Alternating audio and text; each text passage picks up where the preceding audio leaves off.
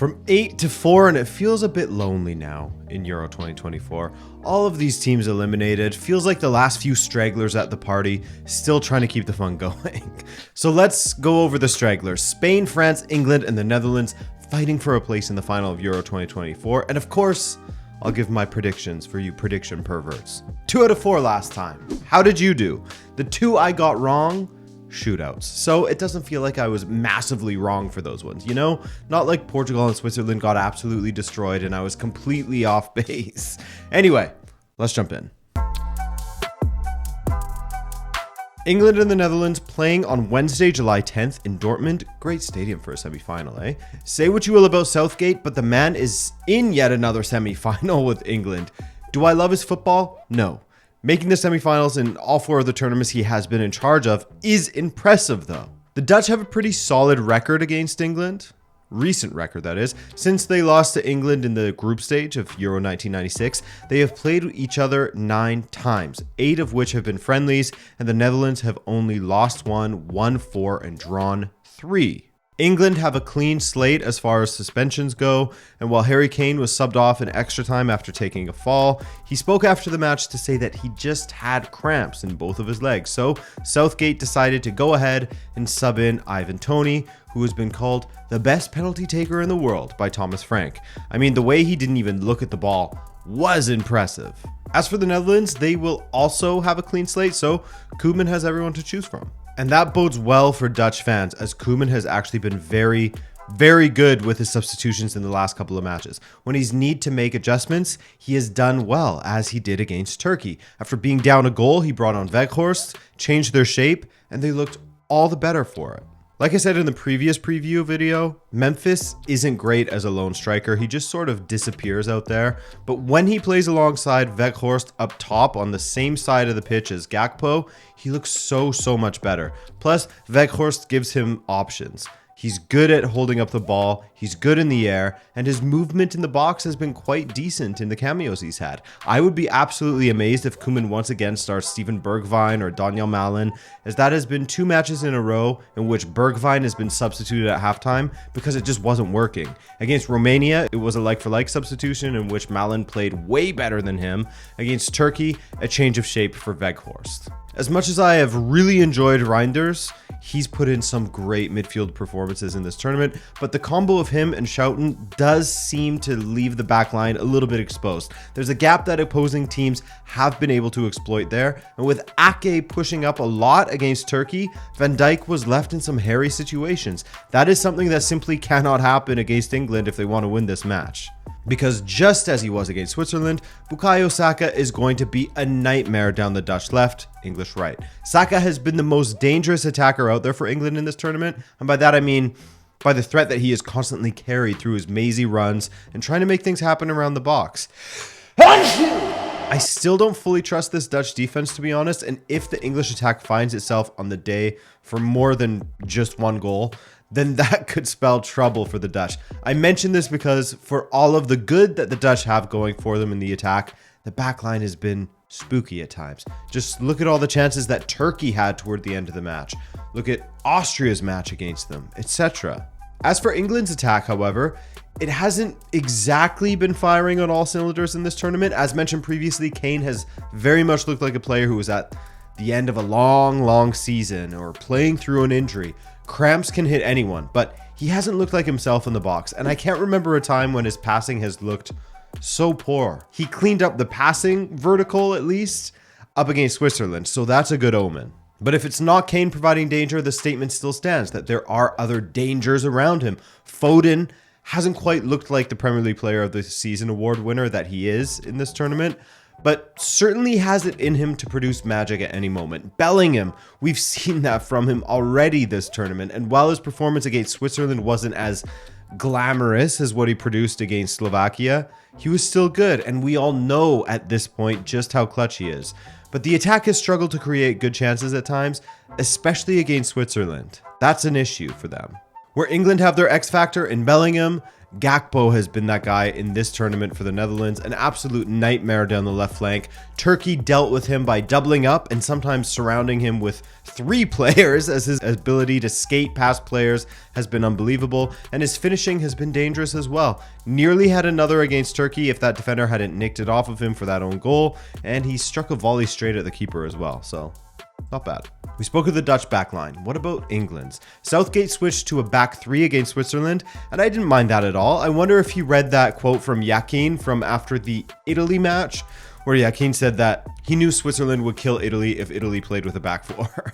Regardless, the jury may yet be out on the formation change, as it wasn't an overwhelming win or a stunning performance really. Equalizer from Saka, and then winning on penalties. Much higher expected goals for Switzerland in that match, by the way, more than double, so perhaps it wasn't as defensively assured as they would have hoped. Maybe a change to a back 4 is on the cards.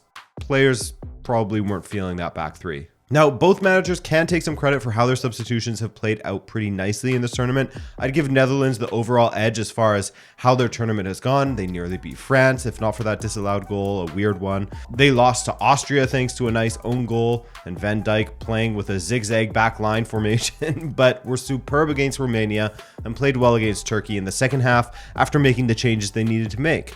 For England, there's not a lot that you can point to as highs as far as the entirety of a performance or the entirety of a match or even just the entirety of a half in this tournament.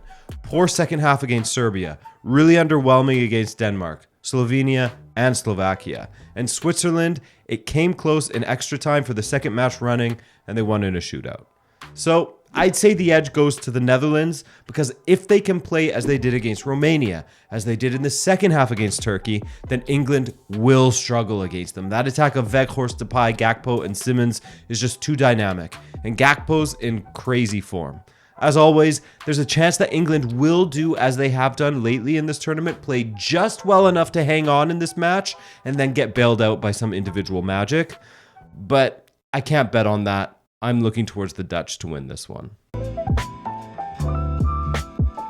France and Spain, 2 teams who have had wildly different tournaments, in a sense, but find themselves at the same stage all the same. They play on July 9th in the Allianz Arena. France has an okay record against Spain. Spain overall has a better record against France if you go all the way back to the beginning of time, aka 1922, when time started, as we all know. But just looking at the matches since Euro 2000, they have met 10 times. Spain have won 6, France have won 3, but they have won 2 out of the past 3 meetings, including the Nations League final from 2021. Suspensions and injuries. Turns out Morata is not suspended, by the way, as that was an error in the production booth by UEFA. They cleared that up the day after their match, meaning just Carvajal and Lenormand are suspended, while Pedri needs replacing as he is unfortunately injured. Nacho is likely to replace Lenormand, though he didn't look superb against Germany, while the replacement for Carvajal is unknown at the moment. Would he put Jesus Navas out there, or perhaps play Nacho at right back and put Vivian back in at center back?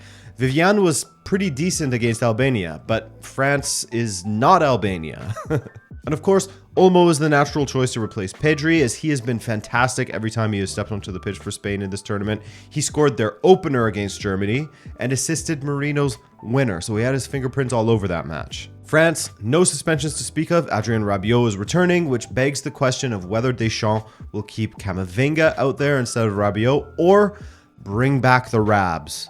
My guess is the latter. Another change that I think France may have in store is Kolo Muani back to the Shadow Realm, back to the bench, with either Thuram replacing him in a like-for-like, or a slight change of shape with Dembele in there, and Mbappe playing more centrally.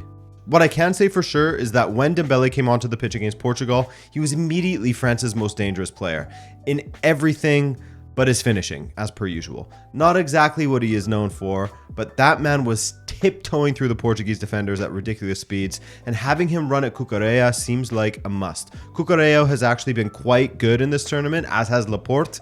It's more the right side of Spain's defense that I would be worried about, as that's the side where they're swapping out 2 players, and those newbies will be up against Mbappe. Not exactly newbies if we're talking Nacho, but you know what I mean. Mbappe, like the rest of the French attackers, has had moments where he looks dangerous on the ball, but when it comes to actually scoring, hell, when it comes to actually generating scoring opportunities, France have looked bleak. Great in the build-up, but when they get around the box, it is an absolute black hole. There is no presence there. To me, they are sorely missing someone of Giroud's profile. Honestly, as an aside, I've been saying this with Netherlands as well. Are we starting to move away from a no striker system? And are we all ready to bring back some of the good old big men in the box? I'm down. Get them in there. Anyway, in the midfield, both sides are extremely talented. Kante performing as he has in this tournament fills my heart with joy again. That was a surprise that none of us expected to get this summer, eh? But I would give the edge overall to Spain's midfield of Rodri, Fabian Ruiz, and Olmo. Now, Olmo and Ruiz picked up knocks against Germany, but Olmo is expected to be fit, while Ruiz is a bit of a question mark. I think still expected to be fit, but not in the clear yet. It's a shame, honestly, as Ruiz has been one of the best players in this tournament, but if he isn't fit in time, Mikel Merino will likely step in, and he did great against Germany, didn't he? When it comes to the performances of their defenses, both have been good. France's perhaps a touch better given they picked up yet another clean sheet against Portugal. No surprise there. Portugal can't play against a low block and pull ahead of Spain there with 4 clean sheets from 5 matches. And now with the suspensions in Spain's defense, it's even more so the case. However, they will face their sternest test yet with Williams and Yamal running at their back line. Portugal were able to cut open Hernandez and Koundé at times, and given how Spain has performed even better in the attack than Portugal and how Williams and Yamal are ridiculous talents, demons on the flanks, this will be even more difficult for France's back line. The fact that France's attack cannot score goals from open play has to catch up with them at some point, or they could explode and break their duck. For me, I see it more of being the former. I think this is where the lack of quality when it comes to finishing will catch up to them. And despite Spain having some headaches when it comes to personnel and defense, I think they will overcome France and make it to the final. So I have a final of Spain versus Netherlands. Who do you see making it? Be sure to let me know below. Beyond that, however, I will see you guys very soon with another video. Not sure if it will be out tomorrow or the morning after, we'll see. But regardless, enjoy the football, and I'll see you after every match. Take care.